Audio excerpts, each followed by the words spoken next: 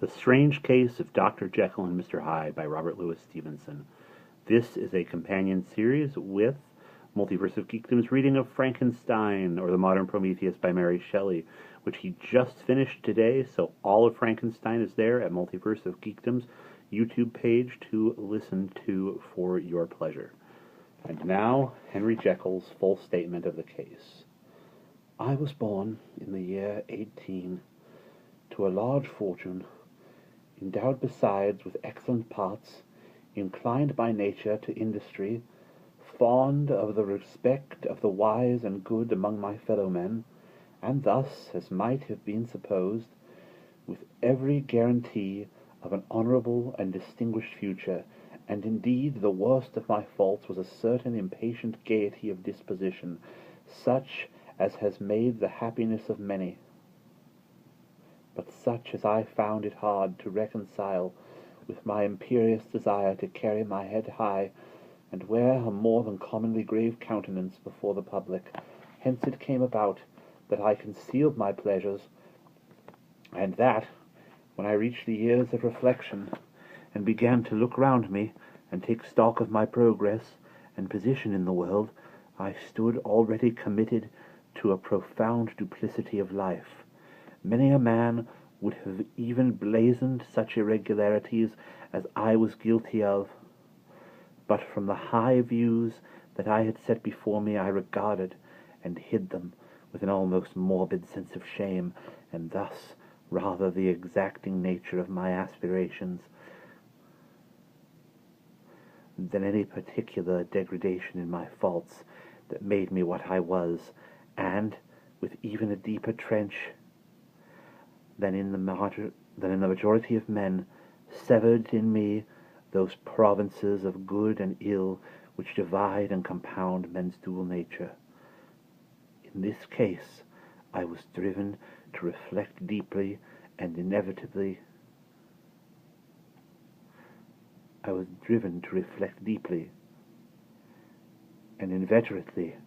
on the hard law of life, which lies at the root of religion and of one of the most plentiful springs of distress. Though so profound a double-dealer, I was in no sense a hypocrite. Both sides of me were in dead earnest. I was no more myself when I laid aside restraint and plunged in shame, than when I laboured in the eye of day at the furtherance of knowledge or the relief of sorrow and suffering. And it chanced that the direction of my scientific studies, which led wholly toward the mystic and the transcendental, reacted and a shed of strong light on this consciousness of the perennial war among my members. With every day, and from both sides of my intelligence, the moral and the intellectual, I thus drew steadily nearer to the truth by whose partial discovery I have been doomed to such a dreadful shipwreck. That man is not truly one, but two. I say two, because the state of my own knowledge does not pass beyond that point. Others will follow, others will outstrip me on the same lines, and I hazard the guess that man will be ultimately known for a mere polity of multifarious, incongruous, and independent denizens. I, for my part, from the nature of my life, advanced infallibly in one direction, and in one direction only. It was on the moral side, and in my own person, that I learned to recognize the thorough and primitive duality of man. I saw that, of the two natures that contended in the field of my consciousness, even if I could rightly be said to be either, it was only because I was radically both, and from an early date, even before the course of my scientific discoveries had begun to suggest the most naked possibility of such a miracle, I had learned to dwell with pleasure, as a beloved daydream, on the thought of the separation of these elements. If each, I told myself, could be housed in separate identities, life would be relieved of all that was unbearable. The unjust might go his way, delivered from the aspirations and remorse of his more upright twin, and the just could walk steadfastly and securely on his upward path, doing the good things in which he found his pleasure, and no longer exposed to disgrace and penitence by the hands of this extraneous evil. It was the curse of mankind that these incongruous faggots were thus bound together, that in the agonized womb of consciousness these polar twins should be continuously struggling. How then were they dislocated? I was so far in my reflection when, as I have said, a sidelight began to shine upon the subject from the laboratory table. I began to perceive more deeply than it has ever yet been stated the trembling immateriality, the mist-like transience of this seemingly so bold body in which we walk attired. Certain agents I found to have the power to shake and pluck back that fleshy vestment, even as a wind might toss the curtains of a pavilion. For two good reasons I will not enter deeply into this scientific branch of my confession. First, because I have been made to learn that the doom and the burthen of our life is bound forever on man's shoulders, and when the attempt is made to cast it off, it but returns upon us with more unfamiliar and more awful pressure. Second, because, as my narrative will make, alas, too evident, my discoveries were incomplete. Enough, then, that I not only recognized my natural body from the mere aura of effulgence of certain of the powers that make up my spirit, but managed to compound a drug by which these powers should be dethroned from their supremacy, and a second form and countenance substituted, none the less natural to me, because they were the expression and bore the stamp of lower elements in my soul. I hesitated long before I put this theory to the test of practice. I knew well that I risked death for any drug that so potently controlled and shook the very fortress of identity might buy the least scruple of an overdose, or at the least inopportunity in the moment of exhibition utterly blot out that immaterial tabernacle which I looked to it to change. But the temptation of a discovery so singular and profound at last overcame the suggestion of alarm. I had long since prepared my tincture. I purchased at once from a firm of wholesale chemists a large quantity of a particular salt, which I knew from my experiments to be the last ingredient required. And late one accursed night I compounded the elements, watched them boil and smoke together in the glass, and when the ebullition had subsided, with a strong glow of courage, drank off the portion. The most racking pains succeeded, a grinding in the bones, deadly nausea, and a horror of the spirit that cannot be exceeded at the hour of birth or death. Then these agonies began swiftly to subside, and I came to myself as if out of a great sickness. There was something strange in my sensations, something incredibly new, and from its very novelty incredibly sweet. I felt younger, lighter, happier in body within. I was conscious of a heady recklessness, a current of disordered sensual images, running like a mill race in my fancy, a solution of the bonds of obligation, an unknown but an innocent freedom of the soul.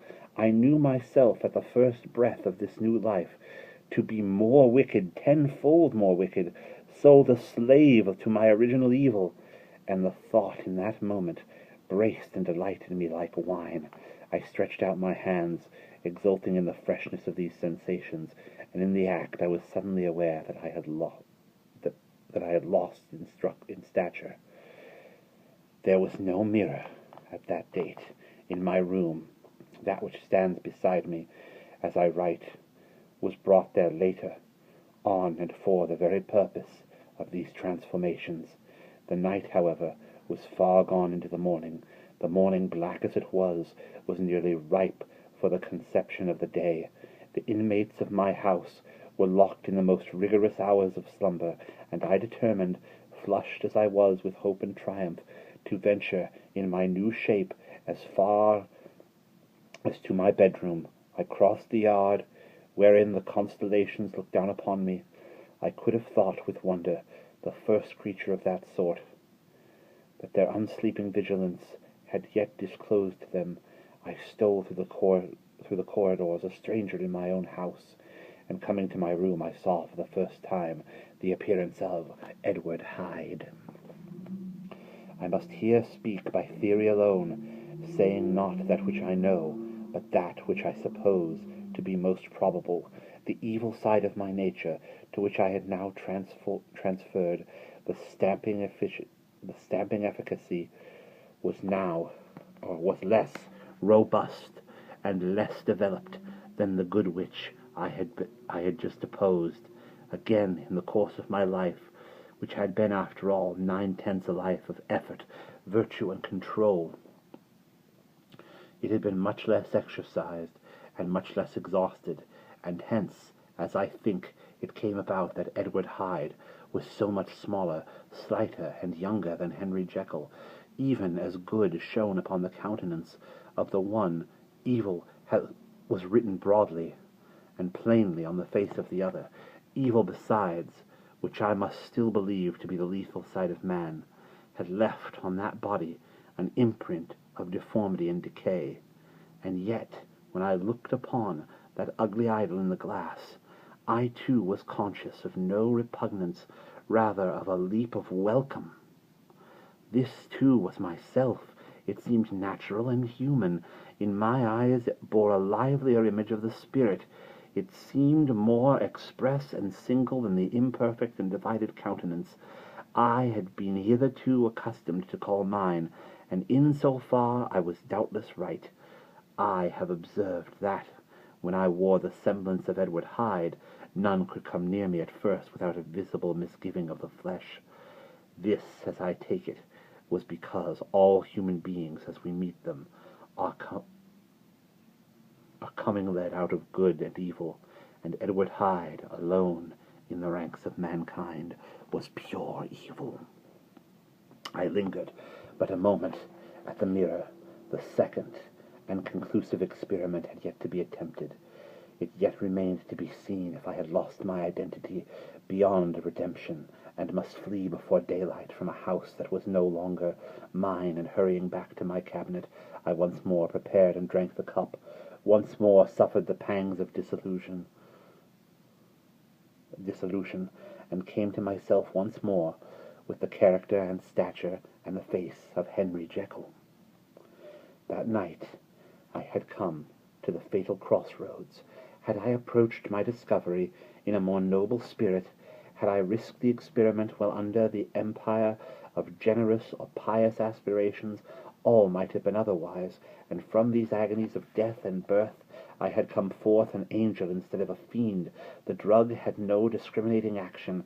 It was neither diabolical nor divine, but it shook the doors of the prison house of my disposition, and like the captives of Philippi, that which stood within ran forth.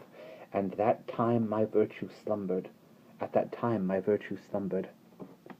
My evil, kept awake by ambition, was alert and swift to seize the occasion, and the thing that was projected was Edward Hyde.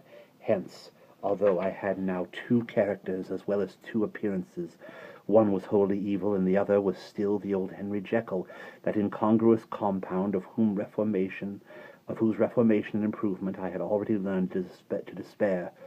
The movement was thus wholly toward the worse, and there we will pause.